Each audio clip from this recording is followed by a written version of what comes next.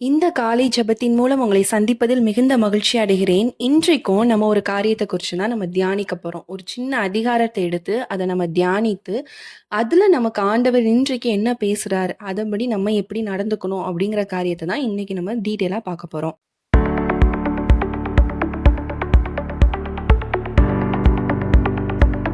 சங்கீதம் 23ஆம் அதிகாரம்.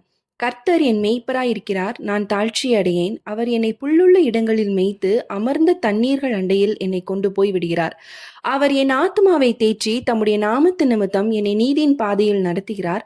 நான் மரண இருளில் பள்ளத்தாக்கிலே நடந்தாலும் பொல்லாப்புக்கு பயப்படேன். தேவரீர் என்னோடு கூட இருக்கிறீர், உமது கோலும் உமது தடியும் என்னை தேற்றும். என் சத்துருக்களுக்கு முன்பாக நீர் எனக்கு ஒரு பந்தியை ஆயத்தப்படுத்தி என் தலையை எண்ணெயினால் அபிஷேகம் பண்ணுகிறீர். என் பாத்திரம் நிரம்பி வழிகிறது. என் ஜீவனுள்ள நாளெல்லாம் நன்மையும் கிருபையும் என்னை தொடரும். நான் கர்த்தருடைய வீட்டிலே நீடித்த நாட்களாய் நிலைத்திருப்பேன். இந்த அதிகாரத்துல என்ன சொல்லப்பட்டிருக்கு அப்படின்னா, இது நம்ம சின்ன வயசுல இருந்து எல்லாருமே மனப்பாடமா ஒரு கற்றுக்கொண்ட ஒரு வேத பாடம் தான். ஆனா இதுல ஒரு ஆழமான சத்தியம் இருக்கு. என்ன அப்படின்னா, ஆண்டவரை ஏற்றுக்கொண்ட நம்ம ஒவ்வொருத்தரோட வாழ்க்கையில இயேசு கிறிஸ்து எப்படிப்பட்டவராக காணப்படுறாருன்னா, ஒரு கைட் பண்ணுகிற ஒரு தகப்பனாக.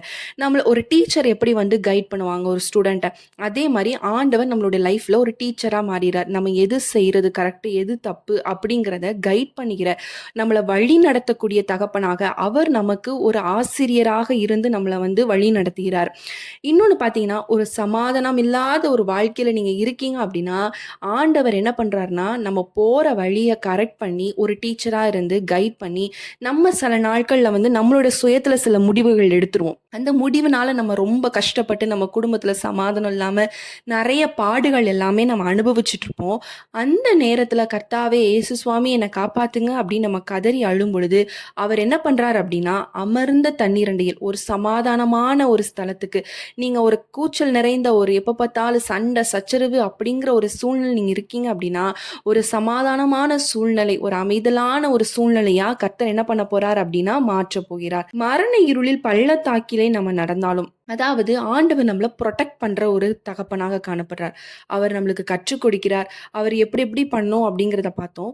ரெண்டாவதுன்னா நம்மள ப்ரொடெக்ஷன், அதுதான் ரொம்ப முக்கியம். பாதுகாக்கிற தகப்பனாக அவர் நம்மளுடைய லைஃப்ல என்ன பண்றார் அப்படின்னா அவர் காணப்படுகிறார் அப்படிங்கிறத இங்க நம்ம வந்து டீட்டெயிலா பார்க்கலாம்.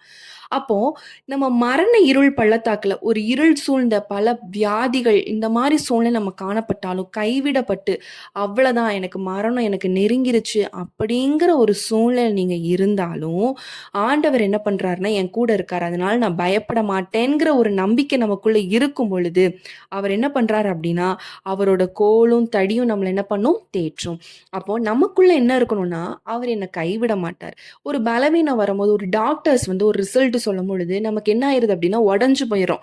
அவ்வளவுதான் எனக்கு முடியல. ஆனா உலகத்தையே படைச்ச தகப்பன், எவ்வளோ வியாதிஸ்தியர்களை தொட்டு குணமாக்கின தகப்பன், அவர் என் கூட இருக்கும் பொழுது நான் எதுக்கு பயப்படணும் அப்படிங்கிற ஒரு விசுவாசம் நமக்குள்ள வராம என்ன பண்ணிடுறோம் அப்படின்னா உடஞ்சு போய் சோர்ந்து போய் விழுந்துடுறோம். நான் மரண இருள் பள்ளத்தாக்குல நடந்தாலும் நான் பயப்பட மாட்டேன். ஏன்னா என் தேவர் என்னோடு கூட இருக்கிறார், அப்புறம் எதுக்கு நான் பயப்படணும், அவர் என்ன தேற்றுவார் அப்படிங்கிற ஒரு நம்பிக்கை ஒரு தைரியம் அவருக்கு இருந்துச்சு. இன்னைக்கும் நீங்க மரண இருள் பட்ட ஒரு சூழ்நிலை நீங்க நடந்துட்டு இருக்கலாம். அந்த மாதிரி ஒரு பாதையில் நீங்க டிராவல் பண்ணி போயிட்டு இருக்கலாம். ஆனா ஆண்டவர் உங்க கூட இருக்கிறார். அவர் உங்களை பாதுகாப்பார். நீங்க என்னைக்கு இயேசு சுவாமி தான் எனக்கு தேவை, மத்த எல்லாமே வேண்டாம் அப்படின்னு நீங்க என்னைக்கு நீங்க இயேசுவுக்காக நீங்க எல்லாவற்றையும் விடுறீங்களோ, அன்னைக்கே அவர் உங்க வாழ்க்கையில ஒரு தகப்பனாக, ஒரு ஆசிரியராக, உங்களை வழிநடத்தும் ஒரு நண்பராக அவர் உங்க லைஃப்ல வந்துருவார். வந்ததுக்கு அப்புறம் நீங்க எது பண்ணணும் எது பண்ணக்கூடாது அழகா நம்மளுக்கு கற்றுக் கொடுக்கிறவராக இருக்கிறார். இன்னொன்னு, நமக்கு ஆபத்தான சூழ்நிலை இருந்தாலும் அந்த சூழ்நிலையும் ஆண்டவர் என்ன பண்றார் அப்படின்னா நம்மளை பாதுகாக்கிறார். அதாவது நம்ம சத்துருக்கள் வந்து நம்ம கீழே விழுந்து நம்ம வந்து அழிஞ்சு போறதை அவங்க பார்த்து சந்தோஷப்படணும்னு நினைச்சாலும், ஆண்டவர் என்ன பண்ணுவார்னா அவங்க முன்னாடி நம்மளோட பாத்திரம் நிரம்பி வழியும். அவங்க முன்னாடி நம்ம ஆசிர்வதிக்கப்படுறத கர்த்தர் என்ன பண்ணுவார்னா அவங்களுடைய கண்கள், உங்களுடைய சத்துருவின் கண்கள் காணும்படியாக கர்த்தர் அற்புதத்தை இந்த நாள்ல செய்யப்படுறார். இந்த வசனத்தை ஆண்டவர் உங்களுக்காக சொல்ற வார்த்தையா நீங்க எடுத்துக்கோங்க. உங்களுடைய இருதயத்துல நீங்க எடுக்கும் பொழுது ஆண்டவர் என்ன பண்ணுவார் அப்படின்னா, நிச்சயமாக ஜீவனுள்ள நாளெல்லாம் நன்மையும் கிருபையும் என்னை தொடரும் அப்படிங்கிற ஒரு வார்த்தையின்படி நம்ம ஜீவனோடு இருக்கிற வரைக்கும் ஆண்டவர் நம்ம கூட இருக்கனால நன்மையும் கிருபையும் என்னை எப்பவுமே தொடரும். அது என்னை ஒன்றும் செய்யாது. எப்பல்லாம் உங்களுக்கு சோதனை வருதோ, ஒரு போராட்டமான நெருக்கத்துல நீங்க வரீங்களோ, அப்பல்லாம் சொல்லுங்க, "என் ஜீவனுள்ள நாளெல்லாம் நன்மையும் கிருபையும் என்னை தொடரும்." அப்படிங்கிற வார்த்தையின்படி என்னுடைய வாழ்க்கையில நன்மையும் கிருபையும் பெருகட்டும், நன்மையும் கிருபையும் பெருகட்டும். நீங்க சொல்ல சொல்ல உங்களுடைய வாழ்க்கையில இருக்கக்கூடிய கட்டுகள், சாபங்களா இருக்கலாம், சில சாபத்து நிமித்தம் வந்த நோய்களா இருக்கலாம், பாடுகளா இருக்கலாம், உங்க வாழ்க்கையே ஒரு மாரி சந்தோஷம், சமாதானம், ஒரு ஒரு எப்படி சொல்ற, ஒரு அந்யோன்யமே இல்லாத ஒரு வாழ்க்கையாக கூட சில டைம்ஸ் காணப்படலாம். ஹஸ்பண்ட் அண்ட் ஒய்ஃப்ஸ்குள்ள ஒரு சந்தோஷமான பேச்சு பேசியே ரொம்ப நாள் ஆச்சு. எங்களுக்குள்ள ஒரு நல்ல ஒரு ஒரு ஐக்கியமே இல்ல. அந்த மாரி ஒரு சூழ்நிலை இருக்கும். பிள்ளைங்க என் பேச்ச கேட்க மாட்டேங்குது. கணவர் என் பேச்ச கேட்க மாட்டேங்கிறாங்க. அப்படியே நான் பேச வந்தாலும் அது சண்டையா முடியுது. இந்த மாரி பிரச்சனையில நீங்க இருக்கீங்க அப்படின்னா, இந்த வசனத்த நீங்க அதிகமா தியானிங்க. கர்த்தாவே நீங்க என் வாழ்க்கையில மேய்ப்பரா வாங்க. என் குடும்பத்துக்கு மேய்ப்பரா நீங்க வாங்க. இதுல இருக்கிற எல்லா சஞ்சலப்பு எல்லாவற்றையும் மாற்றி அமர்ந்த தண்ணீரண்டை ஆசீர்வாதமான ஒரு தண்ணீரண்டையா மாற்றுங்க. மரண இருள் போன்ற இந்த பள்ளத்தாக்கு காணப்படுது. இந்த பள்ளத்தாக்கை நீங்க ஆசீர்வாதமா மாற்றுங்க. என் சத்துருக்கள் வந்து நான் விழுறத காணக்கூடாது. நான் சந்தோஷமா இருக்கிறத அவங்க காணணும் அப்படிங்கிற வார்த்தை என்னுடைய வாழ்க்கையில நன்மையும் கிருபை எப்பவுமே தொடரும். இந்த மாரி நீங்க வார்த்தைய நீங்க சொல்லிக்கிட்டே இருக்கும்போது சாதாரண ஒரு சங்கீதமா காணப்படலாம். பட் ஆனா இதுல ஆண்டவர் எவ்வளவு பெரிய ஒரு பொக்கிஷத்த வச்சிருக்காரு பாருங்க. ஒரு பாதுகாப்பு. அது தாவீது உணர்ந்தனால தான், அந்த ராஜா உணர்ந்தனால தான் அழகா இங்க சொல்லப்பட்டிருக்காரு. அப்போ அவர் தான் நமக்கு பாதுகாப்பு அப்படிங்கிறத நீங்க உணர்ந்தீங்கன்னா, உங்களுடைய சத்துருக்களுக்கு முன்பாக ஆண்டவர் உங்களுடைய பாத்திரம் நிரம்பி வழியும்படியான கிருபையை கர்த்தர் கட்டளையிடுவார். அதனால நம்ம எல்லாரும் கண்களை மூடி ஜெபிக்கலாம். ஆண்டவரே, என்னுடைய வாழ்க்கை எப்படிப்பட்டதாக இருக்கலாம், ஒரு மாதிரி குழப்பம் நிறைந்த வாழ்க்கையா இருக்கலாம். ஆனா நீங்க எனக்கு தகப்பனா வாங்க, நீங்க எனக்கு ஒரு நல்ல நண்பரா வாங்க, நீங்க எனக்கு ஒரு நல்ல ஆசிரியராக வாங்க, நீங்க என்ன கைட் பண்ணுங்க.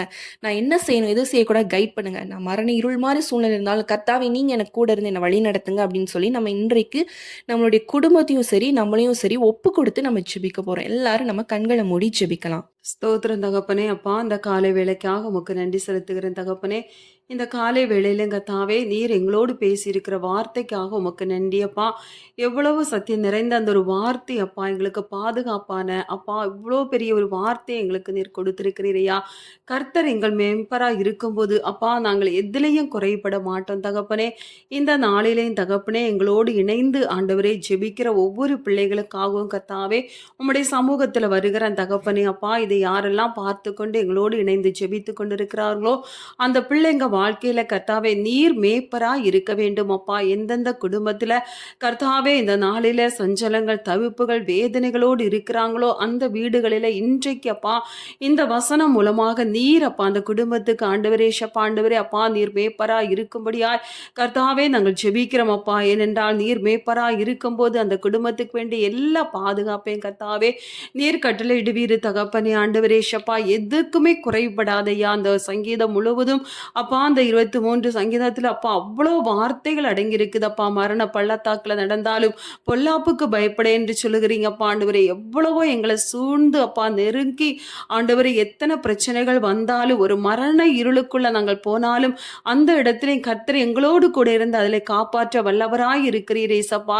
யாருடைய வாழ்க்கையிலெல்லாம் அப்பா இந்த மாதிரி இருள் நிறைந்து அப்பா ஒரு பள்ளத்தாக்கான ஒரு காரியத்துல நாங்கள் நடந்து கொண்டு இருக்கிற எங்களை கைப்பிடித்து தூக்கிவிட யாருமே இல்லையே என்று சொல்லி இன்றைக்கு கலங்கி தவித்து அப்பா இதை பார்த்து ஜெபித்து கொண்டிருக்கிற ஒவ்வொரு பிள்ளைகளுக்காகவும் இந்த வேலைகளை ஜெபிக்கிற ஏசப்பா. நீங்க இறங்கி தகப்பனே பள்ளத்தாக்கு போல இருக்கிற அவங்க வாழ்க்கைகள் மாறட்ட தகப்பனே.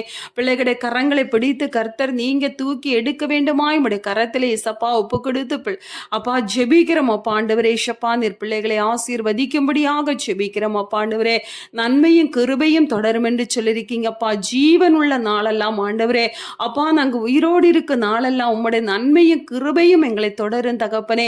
அப்பா இதை பார்த்து கொண்டிருக்கிற ஒவ்வொரு பிள்ளைகளுடைய வாழ்க்கையில அந்த நன்மையும் கிருபையும் தொடரட்டும் தகப்பனே.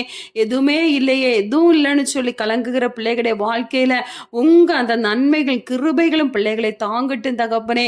இதுவரை தாங்கி வந்தது உங்க கிருபதாப்பா, இதுவரை நடத்தி வந்தது உங்க கிருபதாப்பா. அப்பா அப்பா இந்த நாளிலே ஜெபிக்கிற ஒவ்வொரு பிள்ளைகளுடைய வாழ்க்கையில அந்த கிருபையும் அப்பா நன்மையும் அவங்க குடும்பத்துல பெருகும்படியாக பெருகும்படியாக ஏசப்பா உம்முடைய கரத்துல நாங்கள் ஜெபிக்கிறோம் அப்பா. இந்த வசனத்தின்படியா இதப்பா அதை பார்த்து கொண்டிருக்கிற ஒவ்வொரு பிள்ளைகளுடைய குடும்பத்திலையும் அப்பா நீர் மேய்ப்பனாய் இருந்து தகப்பனே அப்பா அமர்ந்த தண்ணீர் அண்டையில பிள்ளைகளை கொண்டு போய் தகப்பனே நீர் பிள்ளைகளுக்கான எல்லா காரியத்தையும் கத்த செய்யும்படியாக எத்தனையோ பிள்ளைகளுடைய குடும்பத்துல கஷ்டங்களப்பா, வறுமைகளப்பா, அப்பா பண தேவைகளோடு கூட இருக்கிறாங்கப்பா. என்ன செய்ய ஏது செய்யன்னு தெரியாம அப்பா பிள்ளைகளுக்கு திருமணம் பண்ண முடியாமல் கடன் பிரச்சனையில எத்தனையோ பிள்ளைகள் இருக்கிறாங்கப்பா. ஆனா கர்த்தர் நீர் மேய்ப்பரா இந்த குடும்பங்களுக்கு இருக்கும்போது தகப்பனே அப்பா அவர்கள் அமர்ந்த தண்ணீர்ல நீர் நடத்தி அப்பா அவர்களை செழிப்பான தேசத்துல நீர் வெப்பீரு தகப்பனே. ஒவ்வொரு பிள்ளைகளுடைய குடும்பங்கள் அந்த செழிக்க உதவி செய்ய, அவங்க வறுமைகள் கஷ்டங்கள் மாறட்டும், கடன் பிரச்சனைகள் மாறட்டும் இயேசுவின் நாமத்தினாலப்பா. அப்பா பிள்ளைகள் விடுதலை பெறும்படியாய் உம்முடைய நாமத்தினால நாங்கள் ஜெபிக்கிறோம் அப்பா ஆண்டவரே. இந்த வசனத்தின்படியாய் ஒவ்வொரு பிள்ளைகளுடைய வாழ்க்கையிலையும் கத்தாவே நீர் அற்புத அதிசயங்களை செய்யும்படியாக தகப்பனே அப்பா நீர் மேய்ப்பராய் இருந்து அந்த குடும்பங்களுக்கு வேண்டிய எல்லா பாதுகாப்பையும் கொடுத்து தகப்பனே நன்மையும் கிருபை அந்த குடும்பங்களுக்கு தொடரும்படியான கிருபையை செய்தப்பா.